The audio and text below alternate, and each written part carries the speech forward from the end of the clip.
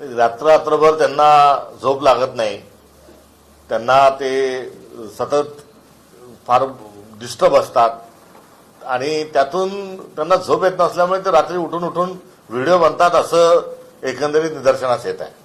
परंतु भाजप आणि शिवसेनेमध्ये संघर्ष वाढण्याचा अभिजित टिपके म्हणतात देशाच्या भविष्यापेक्षा मोदींची त्वचा चमकते. त्याचं राज जे काही असेल नसेल ते मोदींना विचारलं पाहिजे.